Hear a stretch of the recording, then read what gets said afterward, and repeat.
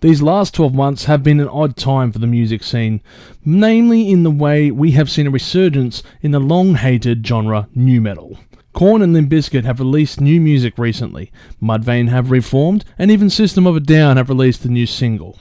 Hell, even some newer bands like Spiritbox have been influenced by this genre and are bringing elements of it to their style. Nu metal was of course the alpha genre amongst its peers in the late 90s and early 2000s, with bands like Limp Bizkit, Korn, Linkin Park, System of a Down, Deftones, Slipknot, Mudvayne, Disturbed, all of which paved the way for a newer sound. And I am not afraid to say, I loved this scene, and I still do. Some artists wrote incredible songs and albums in this genre. Many would go on to sell out stadiums on their tours, and of course, others would transpire beyond the genre to evolve their sound and create a groundbreaking albums that have an everlasting effect on modern music to date.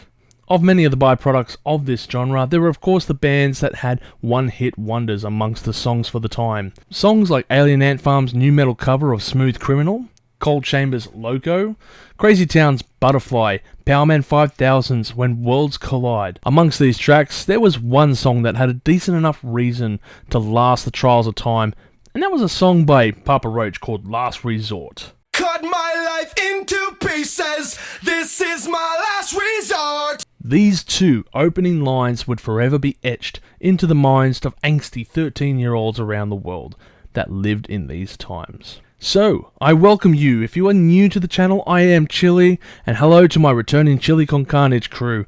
Today's focus on the 5-minute review will be Papa Roach's newest album, Ego Trip. As previously mentioned, there has been a resurgence in interest for nu metal. Why this is, I could not truly explain. Maybe the 90s kids are having their own nostalgia trip.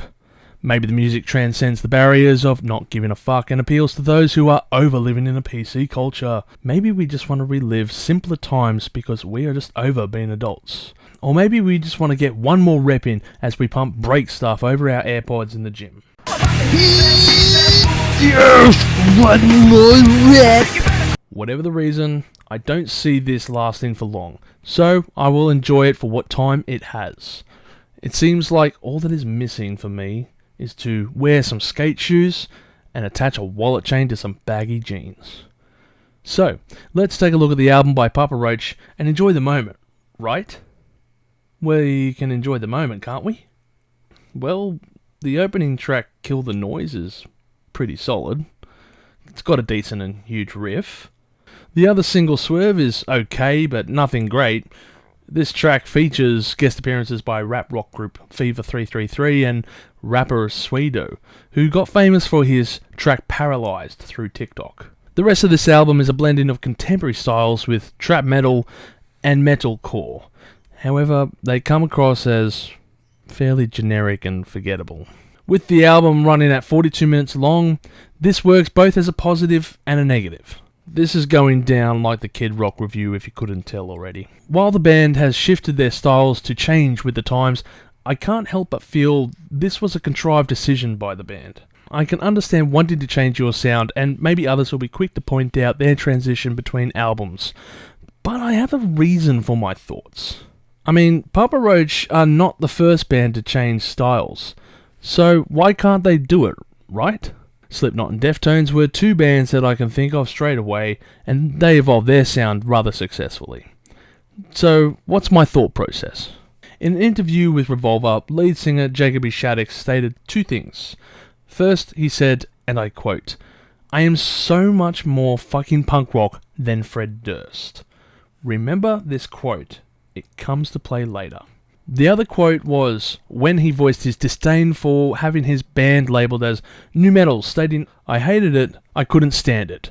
Everyone was comparing me to Fred Durst." This was in regards to when their single Last Resort became a hit. First up, people do that. They love to do this actually, they compare lots of things. It's human nature to do so.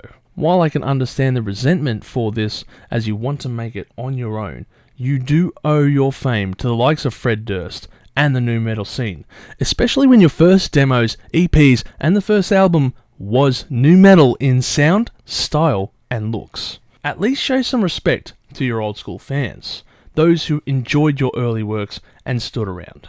But what is perhaps the most contradictory point about this statement by Jacoby is, if he hated being known as the nu metal band, then why did you re-release the song Last Resort twice?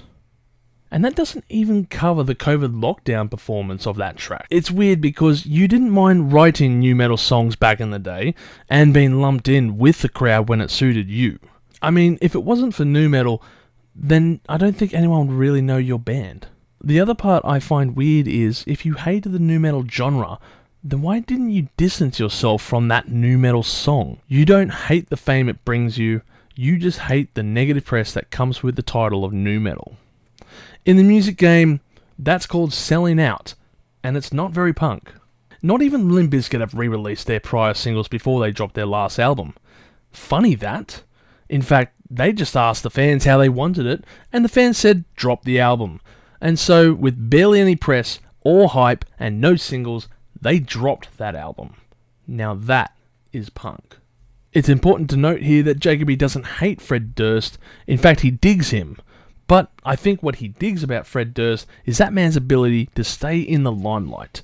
Papa Roach changed their style to try and catch up with a new sound, and no one cares. But Fred Durst dons a wig and some old man clothes, and the media goes wild. Sure, publicity helps with album sales, but you know what else does? Having a solid album to back that up. And this album is not this. I find this album's title, Ego Trip, ironic, given Jacoby's interview and my points above. Whether ironic or not, we may never know. It seems to me that the band shifted styles to play up to the newer sound rather than naturally arrive at this destination. So the album comes across to me sounding like it has a poppy Panic at the Disco vocals with shouty trap metal drum beats akin to some obscure TikTok song that hasn't quite trended, and you can tell it won't either. Other times the band sound like they were trying to get the levels of Bring Me the Horizon in metalcore, but end up sounding like B-sides for Bullet for My Valentine. I think I can sum up the band in one sentence, and that is to call the band the Nickelback of whatever metal they want to be known as these days. Overall, I give the album 350,000 chilies on the spicy scale, and I can't think of any songs really that stand out, let alone any I would recommend. Maybe Kill the Noise. I guess I found them as generic as I did back then to how they are now. Do yourself a favour. If you were going to search for Ego Trip, then scroll past this album and go to the song Ego Trip by Mushroomhead. Now that is one underrated band, and they deserve more plays over Papa Roach. They even released a new album about 2 years ago. Well, stay spicy everyone, and have a great day. Thank you for watching this video. If you have enjoyed it, please consider liking it and sharing it with your friends. And also don't forget to subscribe to our Chilli Con Carnage Crew to stay updated on our newest videos. We're also on Facebook, Instagram and Twitter at Live Listen Erased. Please join us on those media platforms for all kinds of updates and discussions regarding music. And as always, stay spicy.